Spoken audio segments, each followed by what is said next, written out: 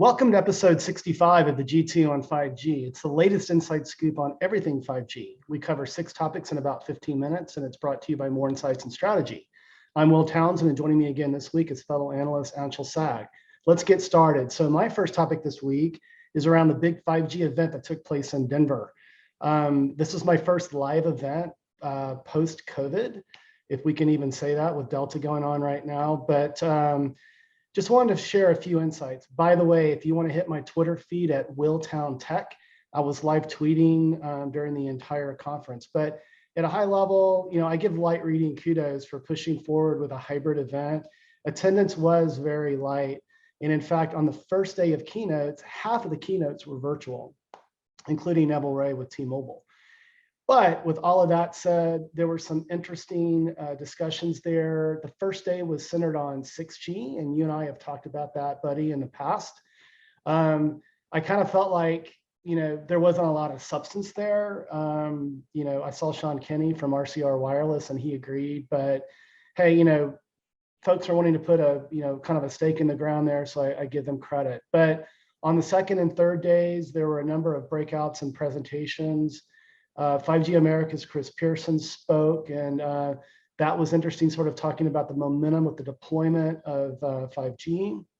And also hosted a panel where there was discussions around use cases and those sorts of things. And again, tune into my Twitter feed for additional, insight there.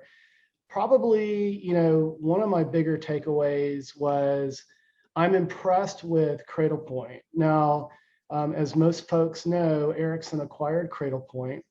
And at first, I was really inquisitive about that. It's like, what will Cradlepoint bring to Ericsson? And it became clear to me. I met with the CMO, Todd, and I'm going to butcher his last name. It starts with a K, so apologies, Todd, if you're listening today. But he and I had a great one-on-one towards the end of the event. And really, I think where they're focused is taking the portfolio that Ericsson has traditionally obviously brought to the service provider community and extending that into enterprise. And Cradlepoint is a solution that you may not be aware of, but you probably interact with on a daily basis. And they have, you mentioned a retail location like Starbucks and I believe Target, even Redbox, those kiosks where, if you're still running movies, they power those solutions as well. And so, as I sort of look at it, and they've been investing in 5G for quite some time, so they feel like they have a lead over their competition. But at the end of the day, I think, with Cradlepoint and Ericsson coming together, they could make a nice run at the enterprise. So I know, Anshel, you were at an event with Qualcomm in New York, but did you catch any of the news coming out of Big 5G? I did. I saw your panel. I think there was one about cybersecurity as well. Yeah, we talked about security and 5G, and thanks for mentioning that.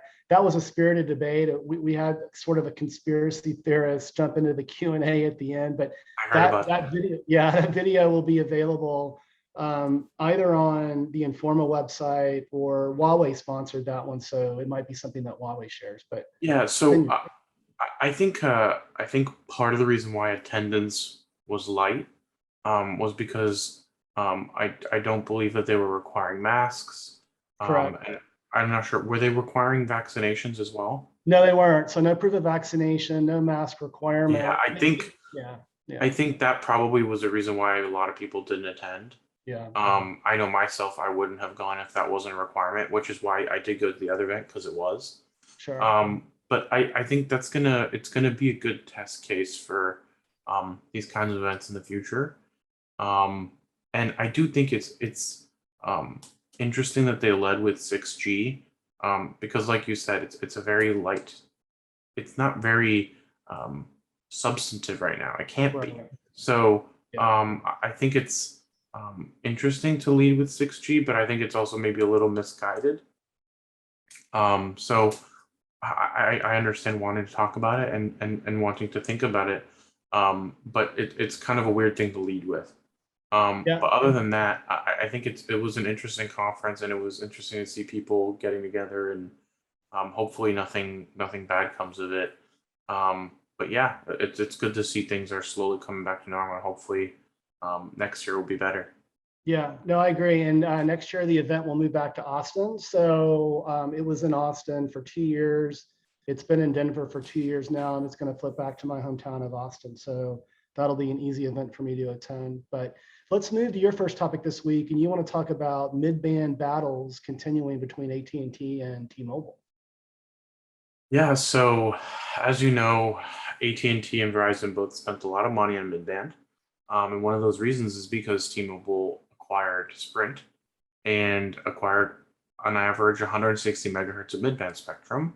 And as we've been reporting over the last few months, they've already managed to significantly improve their holdings in terms of midband and by acquiring some more C-band, which will come down the road, but also by having their network rollout and just rolling out and making use of that midband, and it's showing in their average speeds, and they're actually crushing the competition when it comes to that by really just deploying it quickly and getting it out there and making sure devices are able to use it, and it's showing in the numbers. And I think they're gonna have that lead for the foreseeable future. And because of that, I think we're seeing AT&T starting to be more vocal on the fact that they don't think, T-Mobile should necessarily have more midband, because both AT&T and Verizon are kind of in a follower position here. But I do think it's an interesting argument, and I think it's somewhat entertaining just because AT&T and Verizon have enjoyed spectrum holding advantages on T-Mobile for the last decade or so. Yeah. So it's very interesting to hear the opposite argument being used now. Although I will say I don't recall T-Mobile ever arguing that AT&T and Verizon have too much spectrum. Right. So I think if anything, this shows that the competition is working, and that T-Mobile is driving some form of competition in the market, perhaps too much. But I do think that we should still be considerate of AT&T's position in that we don't want anyone necessarily holding too much of any spectrum, because ultimately competition is still good, and we don't necessarily want that pendulum to swing way too hard the other way. So I think there's some validity to AT&T's argument, but it's also maybe a little bit of an argument that I don't think anyone would have ever expected AT&T to be making 10 years ago. Yeah, no, I agree. And just, a little bit of color on that. So I mentioned Neville Ray participated in the big 5G event, and he participated virtually, and he spoke to two things I'd like to mention. One, he always likes to talk about, all the achievements that they're making and getting 5G deployed. He pointed to a stat that says that they anticipate having 200 million, folks covered with 5G by the end of 2021. That's sort of in line with what AT&T has been reporting as well. And so that's impressive.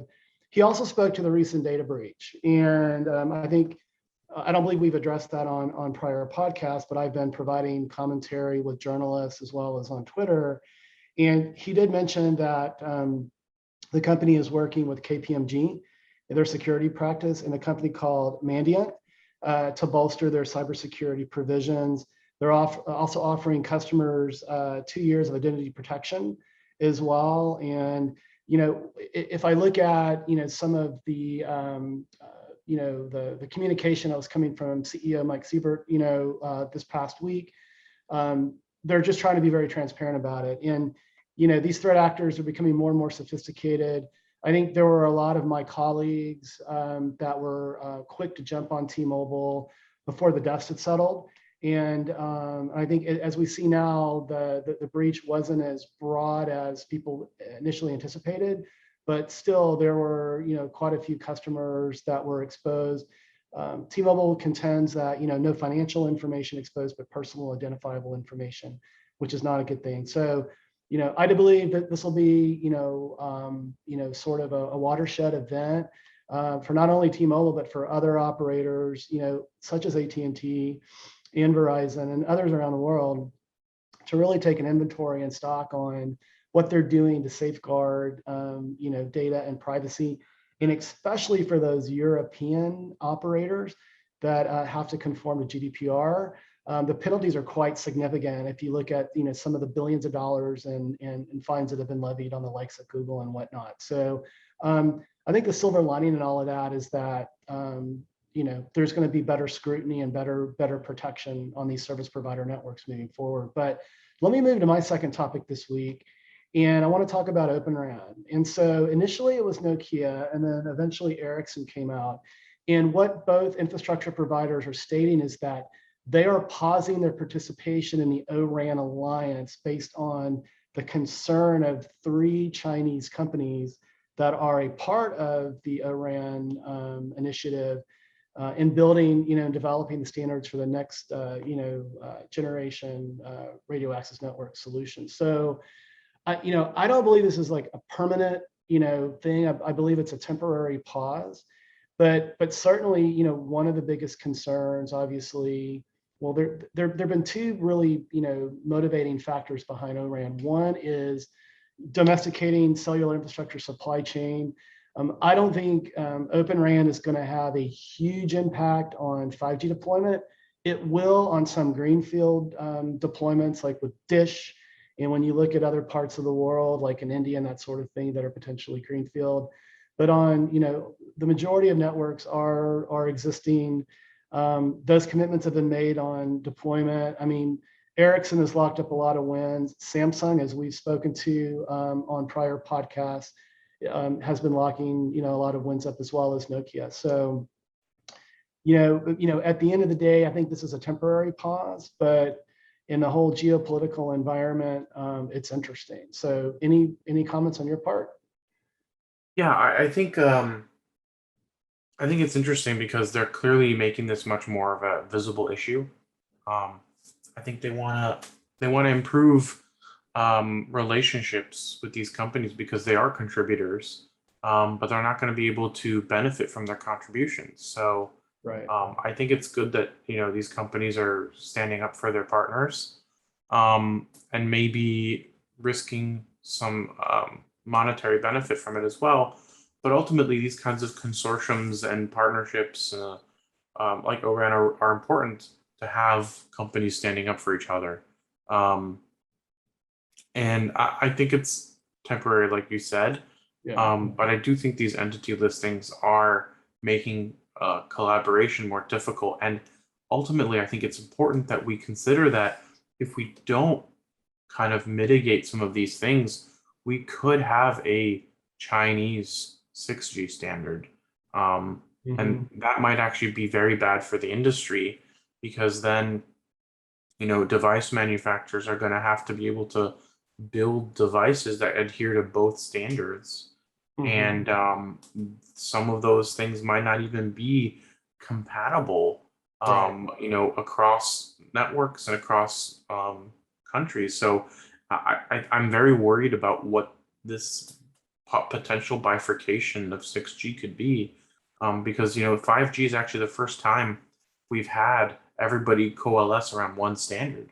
Because with 4G, we had WiMAX trying, early on, Right. and that failed. But it still took some resources away from LTE. So 5G is really the first time we've had everybody on the same board. And I really worry that 6G might be the time that splits out again. And I don't think it's for the best for anyone, honestly, other than maybe a few vendors here or there that might maybe have some lobbyists that are pushing for this. But we really need to step back and look and make sure that we don't push the Chinese government to a point where they can justify mandating a Chinese 6G standard. Yeah. Yeah, I agree. And then, the effect of all this on the supply chain and semiconductor has tremendous ripple effects. But those are some great insights. But let's move to your second topic this week. And you want to talk about AT&T and their plans to sunset their 3G network. Yeah, so as you know, pretty much every carrier has plans to sunset their 3G networks over the next year or so, and all of them are getting crap for it. And AT&T is getting some crap for it as well, of course, from the alarm industry. The alarm industry says that AT&T is jeopardizing their businesses and their security and their safety. But the reality is that they've had a long time to make this transition, and one of the early complaints was that AT&T wasn't giving them enough time because of COVID, because they need to do some rip and replaces. But AT&T came back and said, hey, you guys actually had a record year, and although you initially did have some issues with installations, you had more installations than ever. So the reason why this is happening is because AT&T needs to free up some spectrum on the 850 megahertz band, which is their coverage band. So it's extremely important to them for improving uplink specifically, because uplink is what's most important for coverage. And in order to have uplink, you need to have spectrum. And the thing is that because AT&T is a GSM network, their UMTS requires 5 megahertz slices, while Verizon's CDMA, and they only use 1.5 megahertz. So they can get away with, slicing off less of their network towards 3G and still, offering a very small slice. But unfortunately, AT&T doesn't have that luxury, so they're just going to have to shut down 3G on 850. But nonetheless, the way things are going, sunsetting a 3G network isn't outrageous when you consider so much of these new operators' networks are already transitioning away from 4G towards 5G. So the idea that 3G, needs to outlive the other two isn't necessarily justified. And the reality is there are lots of IoT opportunities in 4G and 5G, albeit more expensive, but they exist. So I think this comes down to a cost thing more than anything. And unfortunately. And it's interesting to think about the traditional security alarm market and all the inroads that solutions like Simply Safe and Ring have made to make DIY security affordable. I have a Ring security system in my home. It was $250, and it has integrated 4G cellular backup, because whenever I have a power surge, it sort of sends me the note there. And so I get it. I imagine that alarm industry is sort of old school, and they've probably been slow to move and adopt and have modularity so that they can, potentially upgrade a security system with a 4G module for backup. But, the reality is, one market isn't going to dictate, an AT&T, decision, whether to sunset something or not. But it does bring up some interesting, decision points and concerns. But good stuff, man. Well, let's move to my third and final topic this week. And I want to talk about Bharti Airtel in India. And I've talked about this on prior podcasts. I've been very vocal on social media about my concern around government entities and the spiraling cost of spectrum, and how that really puts operators in a very odd position with respect to having to not only pay for spectrum, but invest those billions of dollars in euros in infrastructure to get these mobile and fixed networks deployed. And so Airtel this week discussed their plans to raise almost 3 billion equivalent US dollars to basically be prepared for the auctions that I believe you've spoken to on a prior podcast that are coming up. And again, what are the long-term ramifications, especially for a country like India that's a developing country now? Their economy is growing by leaps and bounds. Obviously, when you look at the news and you look at GDP and that sort of thing, but it's also a nation that doesn't have the same standard of living and wealth that other parts of the world have. And so, with Airtel having this, go through, it's a very unique sort of equity transaction that requires, the Indian stock exchanges to be involved as well. I mean, again, this just creates, a pretty substantial expense for a country where, operators are going to be struggling just to get, the actual physical infrastructure deployed. So what are your thoughts? I mean, we've seen this happen in the U.S., right? Yeah. We've seen In Europe. a lot of the U.S. operators kind of come out with financing rounds and raises to ensure that they have enough capital to um, bid effectively on auctions. So I think this is a a natural move, but it is also a signal that Airtel does plan to spend a considerable amount of money on spectrum, and that they want to be competitive with the geos of India, Mhm. and the Vodafones to be able to make sure that they get enough spectrum to be competitive as 5G rolls out. So I think this is a good thing for them, and um, we'll probably see more of these coming soon as the auctions come up soon. I agree. Well, let's move to your third and final topic this week. And you want to talk about Deutsche Telekom and Vodafone and a partnership with BMW. Yeah. So this week, basically at the same time, both Vodafone and Deutsche Telekom made an announcement they would be partnering with BMW on their new iX vehicle, which is their new generation of electric vehicles. And this vehicle has 5G connectivity. And what they're doing is both of them are going to be enabling a personal eSIM, which basically allows the user to enable 5G connectivity in their phone, and to do it very easily and hopefully cheaply, and to basically link their personal eSIM to their BMW ID, so it can be used in any eSIM enabled vehicle, Hmm. which is interesting. Yeah. And it's a very interesting use case because it doesn't necessarily tie the connectivity to a physical SIM anymore, right? Because we have eSIM, and Yeah. it ties it to something that's BMW related, which is interesting. Yeah. Um, and it's funny because both Vodafone and Deutsche Telekom made an announcement claiming to be the first, but they're both the first at the same time. So I don't know, maybe they tied for first. Right. But it's interesting nonetheless because we're starting to see more 5G connectivity in phones, and now we're seeing in cars. So So I was going to ask you, so is the use case infotainment, like, streaming video and audio?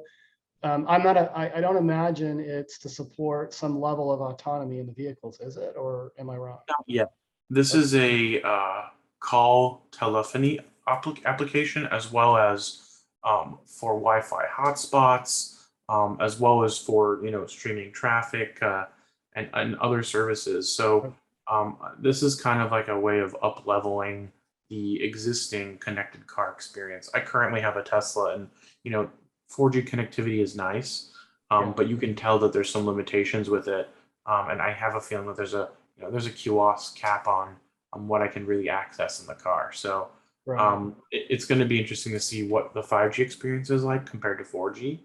But not even many people have 4G in their cars, and for the most part, it's being used Yeah. for OTA updates, which is funny because a lot of cars that have cellular today for OTA are still not actually using cellular for OTA. Like mine, for example, I still have to connect to Wi-Fi to get most OTA updates. Interesting. Yeah, I was just going to ask you about over-the-air updates and that sort of thing. And yeah, I would imagine, with a 5G link, I mean, faster, cheaper. Maybe not cheaper, but definitely faster, right? Yeah. But that's kind of it. It's just interesting because eSIM is enabling these new um, applications, and I mean this car isn't even out yet. It's supposed to come out in November. Yeah. So it's very clearly this is a ground setting announcement for a new phase of BMW, who has desperately needed to catch up to their competitors in terms Mhm. of technological capabilities, both on electrification as well as just enabling new and unique features. So Yeah. I think we're starting to see a new phase in BMW's history, and they've got both of the big German operators right behind them. Yeah. I would argue, well, not, I wouldn't argue. Look, my insight would be that this is a great application for eSIM, right? And eSIM has been very slow to be adopted by the operators, in traditional devices, just because they monetize that, that pop, and from a provisioning standpoint, it would be easier. But I think there's been some concern on the operator's part that they're going to miss out on some level of kind of monetization if they moved wholesale to eSIM. But like in my iPhone 12, I have eSIM support. I have AT&T, and I've actually got I've got a number coded to the eSIM and a physical SIM in the phone. So I think we're going to see a lot more eSIM adoption, and this is a great use case. And I agree with you that, just from my perspective as kind of a car nut, that BMW's been a little bit behind the game relative to their competitors, and this should help really kind of up level what they're doing there. But hey, it was another great podcast this week, buddy. Why don't you take us home? Absolutely. We hope our viewers and listeners found next week's topics interesting. If anyone out there would like to reach out to us to provide insights on a specific 5G topic for a future podcast, please reach out to us on social media. Will is at Whaletown Tech, and I'm at Anshel. We hope you have a great weekend, and please tune in again next week.